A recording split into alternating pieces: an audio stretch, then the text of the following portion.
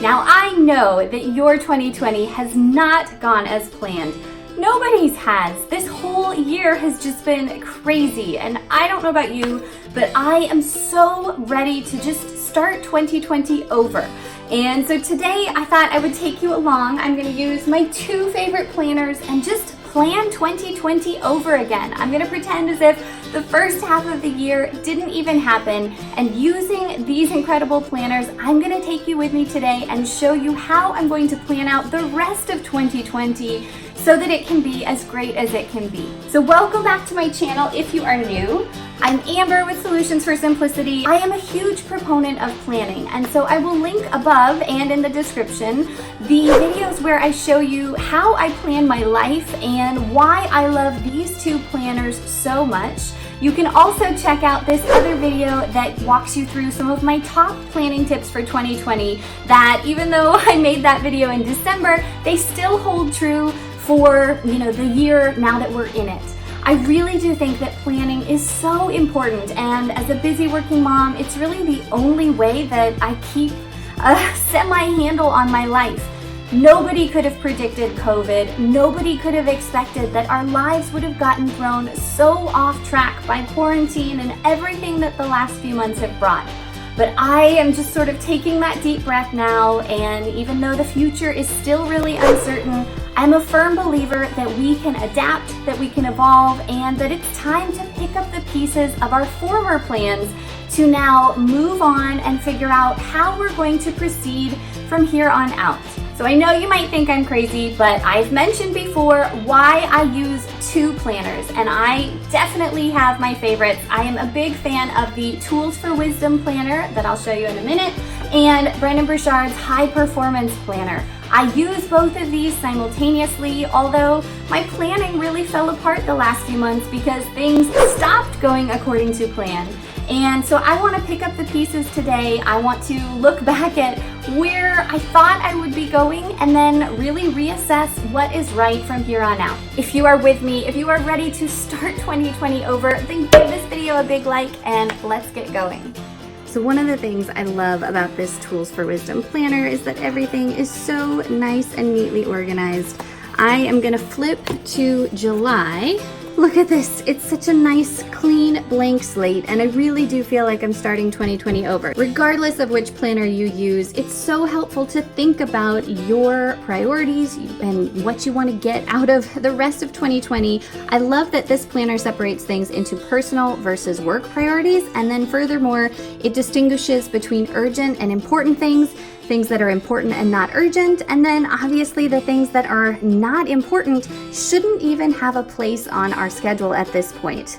I have talked in multiple other places about the importance of knowing your priorities and how you can figure those out, how you can know what to do first, but now more than ever, when we're feeling so behind and 2020 has not gone as planned so far, we really don't have time for doing things that are not important to us, the things that might not be bringing us value or pushing us forward towards reaching our success goals and the other important milestones that we need to reach personally or professionally. So I would encourage you to sit down, take some time, and rethink what matters to you. What do you want in the rest of this year? The other thing that this planner does that I'm so obsessed with is it forces you to pick your biggest goal and then justify that, as well as break down the specific component steps that it's going to take to achieve those. As I am reevaluating my goals for the rest of the year, I want to underscore something that you may or may not have considered. I think goals are great, and I have so many of them, but I also think that commitments are even more important. I view a commitment as kind of like a legal contract I am making with myself, and so I want to build in accountability and checkpoints to make sure that I'm staying on track with my goals. And so I really do think about what is realistic. I think about who can hold me accountable, how I can hold myself accountable, and the ways that I can actually make sure my goals are attained. I'm super excited. I just got done planning out the first few weeks of July, so let's go in and take a look. What is hopefully immediately obvious is that I use different color pens to correspond to the different categories of things that need to happen in my life. Anything that's in purple is sort of self-care, exercise related. Anything that's in orange is something related to my marriage and prioritizing time with my husband. Things that are in blue relate to my kids. So I have certain things that need to happen for them that I try and prioritize every week. And then family time, family activities, those are so important, and I want to schedule them in so that we make sure and have that quality time together. Then anything that's in light blue relates to my research because I'm a professor. Anything that is in red is for teaching, and I'm going to start some summer classes here in a couple of weeks, so I've got to start getting prepped for that. Anything that's in black is personal stuff that needs to happen, and I also then plan out what is for dinner every night. The green shows you the things that I'm going to be doing for Solutions for Simplicity, which I squeeze into my evenings, my early morning hours. All right, a couple of big tips then for how I plan my week. First and foremost, you can see that I cross off any days that I know I'm not going to be able to get work done. My kids' daycare is closed this Friday, and so that's just going to be a dedicated family day. I'm not planning to do any work or any errands or anything other than just be with those I love. Second thing I do is block out specific work times so that I know that this is when I am committed to getting work done. I don't know if you can tell, but I use 4-hour increments because I follow the Pomodoro system, and I just find that really helps my productivity and allows me to focus intently on kind of one task at a time for those 25-minute periods. I also make sure to leave a little bit of space for lunch, right? And just a little bit of cushion between my work times to give myself a chance to stand up, move around, respond to texts or messages, and so forth. I also am very careful to plan out my most important tasks at the beginning of the week so that they get done, they don't get thrown off by whatever might happen towards the end of the week. Another thing you'll hopefully notice is that while I have planned an awful lot, I've tried to be careful not to plan too much because, as I've mentioned in my biggest productivity mistakes video, one of the worst things we can do is overplan, right? Is think that we're going to get done more than we are physically or actually able to do. So I try and leave some cushions, a little bit of blank space, and be realistic about how much I will actually get done in any given week. One last thing to note is that while the household stuff is always there, I try and consolidate as much of my cleaning and errands to Sunday afternoons, which then really helps me kind of prep for the week. I just overall love planning in this way because when I do it in this format, it feels so doable, and while there will be inevitable things that come up and challenges that arise, it just really helps me feel like I'm starting the week fresh and that I can make a dent in all the things on my to-do list. So now it's your turn. What kinds of scheduling and planning tips do you have? Definitely let me know in the comments below. Okay, let's move on to the High Performance Planner now, which again I use on a more daily basis to set my intentions and make sure I'm staying on track. But one of the things that I love about this planner is that it has these weekly reviews, and that helps me see how I'm doing in different areas of my life.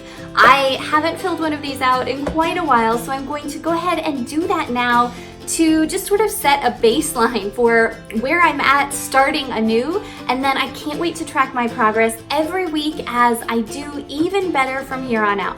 If you're not familiar with the High Performance Planner, it is such a game changer, but again, these weekly review sheets are incredible.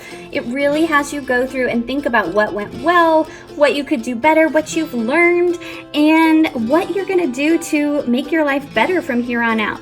Then you score yourself in these different areas of your life. And again, I track these separately in an Excel sheet so that I can see improvement over time.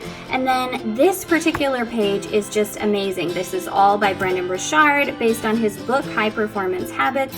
But you can score yourself on these different components of the areas that high performers have been shown to score highly in, and it really shows where I can improve and where I was or was not doing very well in the past week. I love this so much. So now that I have finished the weekly assessment and I've got that baseline going for myself again, I'm gonna now focus on setting my intentions for today, for how I want things to go.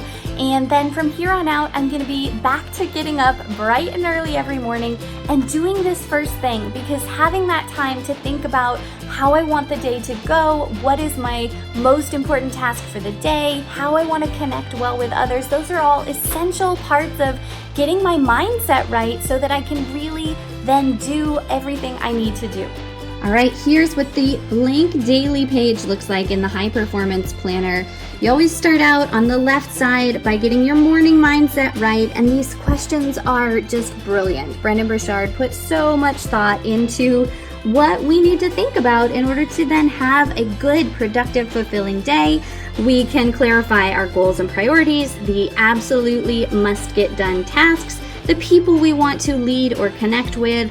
We can plan out the specific things that are going to happen at set times each day, plenty of note-taking space, and then in the evenings, it's so helpful to come back and do that reflection of what went well, what we could have done better, and then score ourselves daily on these important categories for high performance habits.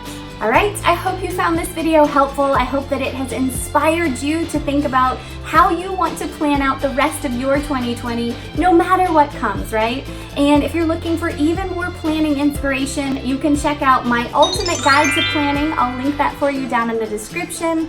Until next time, thank you for being here. Please give this video a big thumbs up, share it with someone that might get value out of it, and then be sure and subscribe before you go. I make new videos every week all about planning, prioritization, productivity, time management, and that elusive thing we call work-life balance. I'd love to have you along. So until next time, have a great day.